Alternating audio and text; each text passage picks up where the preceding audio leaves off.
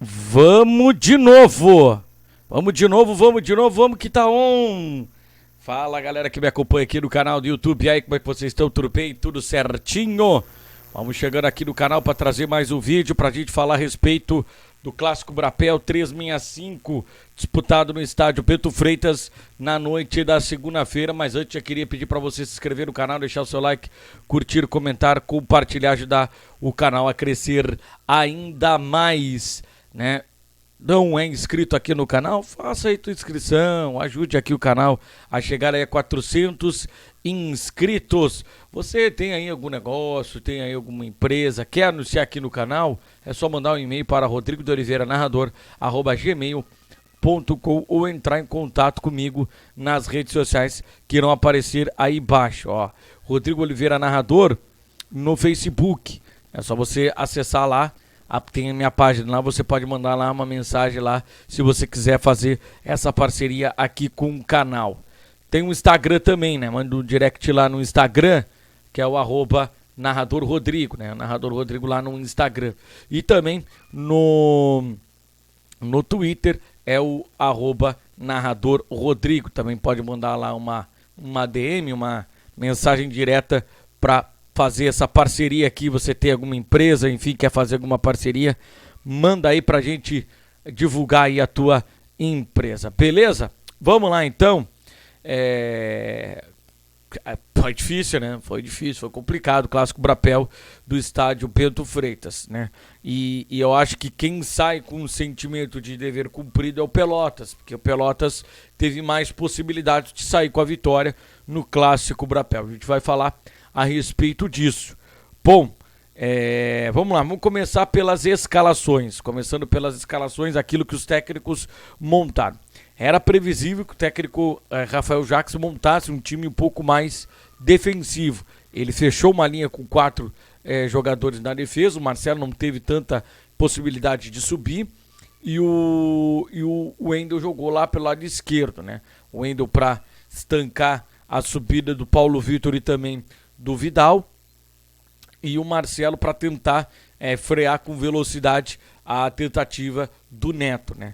E pelo meio a gente tinha um buraco, né? Que foi preenchido ali pelo Everton Dias e também pelo Rômulo por parte do Brasil e pelo João Pedro e pelo José Aldo pelo lado do Pelotas, né? O Juliano era o cara que flutuava e saía para fazer as coberturas, né? O João Pedro era o cara que mais ficava posicionado e dava essa saída com qualidade na bola. O interessante do time do Pelotas é que no primeiro tempo, né, até o Rafael Jacques falou após o jogo, o time encontrou um pouco de dificuldade para conseguir esse encaixe defensivo, para conseguir neutralizar essa troca de passes e essa chegada do Brasil. Mas ainda no primeiro tempo, os jogadores deu para ver que eles conseguiram se ajustar dentro do campo e conseguiram neutralizar essas chegadas da equipe do Brasil. O Paulo Vitor não teve mais espaço para conseguir conduzir a bola, mesmo se deu ao Rômulo, né? E aí o Brasil ficou com aquela posse de bola improdutiva, tocando bola nos seus zagueiros. Em alguns momentos tentava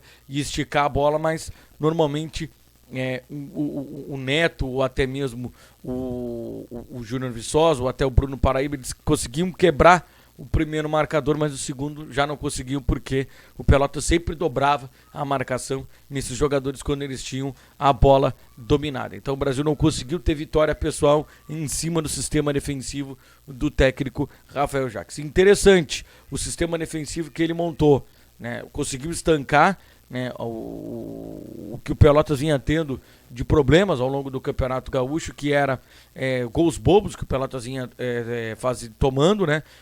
Perdia a bola e o time adversário chegava entrando com bola dominada. Em alguns momentos o time adversário envolvia. Então, com a entrada do Wendel pelo lado esquerdo, o Pelotas conseguiu estancar essa questão da parte defensiva. Mas a parte ofensiva ainda precisa de um melhor movimento, né? Precisa de melhores encaixes, né? O Bustamante foi um jogador interessante, ele conseguiu criar oportunidades, ele conseguiu ter situações para chegada no gol, mas ele acabou não conseguindo ter vitória pessoal. Marcão foi um grande destaque, ele foi um cara que se doou durante todo o jogo, ele conseguiu atrapalhar muito o sistema defensivo do Brasil, né, que teve o Ícaro como destaque soberano, o Ícaro, né, impecável, né, ele sempre atento, com velocidade, com força física, e até em alguns pontos ele acabou exagerando na força física, mas ele talvez tenha sido o grande destaque pelo lado do Brasil. O segundo tempo, né, foi de mais ímpeto e organização por parte do Pelotas. O Pelotas esteve mais organizado no segundo tempo do que propriamente o Brasil. O técnico Rafael Jacques entendeu aquilo que o Brasil estava propondo para o primeiro tempo e engavetou o Brasil no segundo tempo. Se tivesse que ter um vencedor no jogo, no segundo tempo, pelo que as duas equipes criaram, teria que ser o Pelotas. O Pelotas esteve mais próximo do gol do que propriamente o Brasil. O Pelotas teve uma bola na trave com o Silvio de cabeça. O Pelotas teve uma possibilidade quase que o Moisés fez o gol, se não é o Arthur chegar e acabar interceptando. Então o Pelotas esteve muito mais próximo de fazer o gol do que o Brasil. E o Brasil, mais uma vez, mostrou pobreza em alguns aspectos, principalmente no segundo tempo, preparação física. Não dá mais, né? Não dá mais. Não, acabou a desculpa. O campeonato tá na 9ª rodada. 10ª rodada agora, a rodada dos clássicos, né? 9ª rodada, a rodada dos clássicos. 9 jogos, né? Já estamos no mês de abril. Como é que a preparação física do Brasil ainda não está no ponto ideal? Como isso? Como é que se explica isso? Como é que aos 15 minutos do segundo tempo, os jogadores do Brasil estão babando na gravata, hein? Tem que ter alguma contestação. O Brasil vai ter que rever essa situação da preparação física. Será que não vai precisar contratar um profissional mais gabaritado? Né? Porque a gente precisa dar oportunidades para os que são da casa, mas a gente precisa também fazer uma avaliação se o pessoal da casa está dando conta do recado. E nesse momento, a gente está vendo claramente que a preparação física do Brasil ela está um ponto abaixo. E nesse momento, a preparação física ela é a ideal. Eu já vi muita gente dando desculpa de que a preparação, o tempo ele é curto, o tempo é isso, o tempo é aquilo. Não, isso é desculpa. Porque eu vou sempre lembrar do que o professor João Goulart, meu amigo professor João Goulart, fez no Brasil quando ele teve a passagem aqui pelo Bento Freitas. Ele teve o mesmo tempo que os outros preparadores físicos do Brasil tiveram. E ele conseguiu botar o Brasil voando no Campeonato Gaúcho. O mesmo tempo. E com o elenco todo montado. E um elenco até com jogadores de qualidades inferiores àquelas que o Brasil montou. Ele tinha um time no Campeonato Brasileiro com Rafinha, com Lincoln, enfim, era um time espetacular que o Brasil tinha para a qualidade do Brasil, né, para o investimento, para aquilo que o Brasil tem de dinheiro, e ele conseguiu, depois, quando esse time todo saiu, vem o Souza, Mossoró, o Valdemir, enfim, esses jogadores que vieram da base do Internacional, o próprio Leandro Leite, enfim, o time do Brasil, o Itaqui, o time estava voando. O time do Brasil chegou voando no Campeonato Gaúcho, tanto que foi primeiro colocado da fase classificatória, ganhou a taça Centenário, mas porque teve um profissional experiente, profissional de alto gabarito, profissional que seguido está na seleção brasileira das categorias de base, seja sub-20 e seja também na sub-23, e é também parte da preparação física no Internacional. Então, precisa se contestar isso no Brasil, né? Precisa se contestar essa questão da preparação física, porque os caras chegam um certo momento que eles estão babando na gravata. A gente faz uma comparação com Pelotas. O único problema que o Pelotas não teve, dentro dos vários problemas que o Pelotas teve durante o Campeonato Gaúcho, foi a preparação física. O professor Roberto Recarte conseguiu dar um lastro para esses jogadores. Agora a nova comissão técnica chegou. Eu acho que a direção do Pelotas errou ao não se impor e não dizer que, nesse momento, pro Rafael Jacques, que não precisa do preparador físico. Se ele quisesse trazer um auxiliar e um analista de desempenho, tudo bem, que são profissionais da confiança dele, mas que não precisaria trazer um preparador físico, porque o preparador físico do Pelotas ele é muito preparado e deu para ver no Clássico Brapel, porque o Pelotas terminou muito com mais fôlego do que o Brasil, jogadores do Brasil com 15 minutos extenuados dentro de campo, então eu acho que precisa se contestar também essa questão da preparação física. E outras questões também do técnico Cláudio Tencati. Demorou demais para mexer.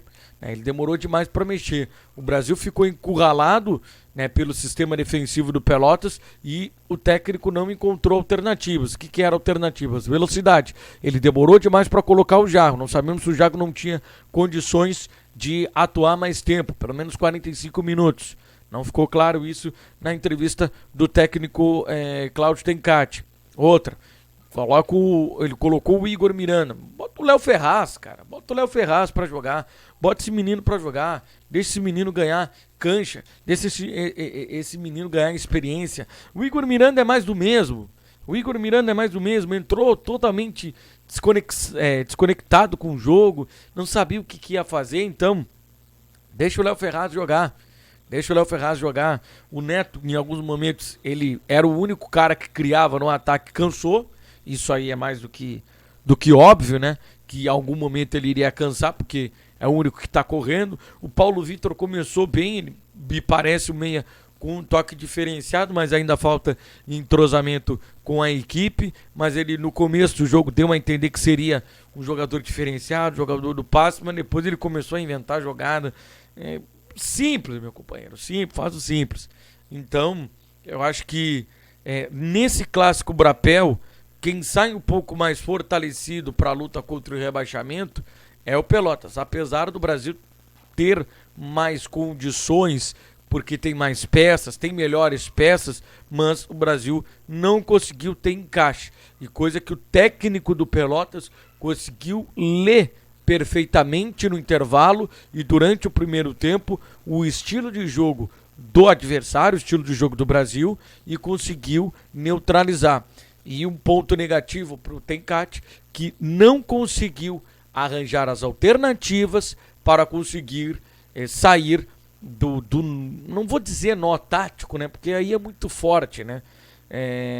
Mas não conseguiu sair da neutralização, né, que o técnico Rafael Jacques conseguiu colocar no time do Pelotas. Mas enfim, o Brapel foi terrível, o Brapel foi muito ruim, né? Eu até brinquei esses dias que não tem como os dois perderem, né? Até porque foi terrível. E eu acho até que o problema é que é o regulamento do futebol, né? Mas nenhum dos dois merecesse um ponto. Pelo que as equipes não jogaram. Pelotas foi levemente melhor, mas não foi tão melhor assim. Se tivesse que ter um vencedor, o resultado de empate foi o mais justo.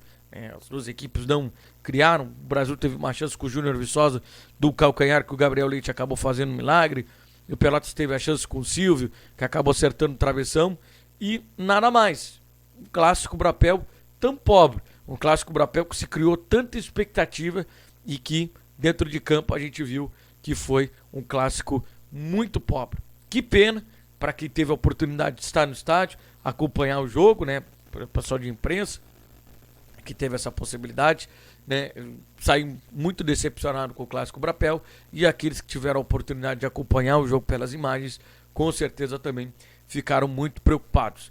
Em relação à tabela, em relação ao campeonato, né, mantém as duas equipes ainda vivas, né? O resultado mais interessante foi a vitória do Aimoré diante do Novo Hamburgo, que mantém o Novo Hamburgo ao alcance tanto do Brasil como do Pelotas. O Brasil ultrapassou o Novo Hamburgo, o Pelotas tem a possibilidade de ultrapassar a equipe do Vale. Então agora serão duas finais para a dupla Brapel, o Brasil contra o São Luís e o Pelotas contra São José. Depois os duelos Brapel e Caju, Brasil contra o Juventude e o Pelotas contra o Caxias. E tem que fazer Copa do Mundo. Vai ter que fazer Copa do Mundo. O Brasil pode aí resolver a situação no próximo jogo, que é em casa contra o São Luís, depois vai jogar contra o Juventude fora de casa.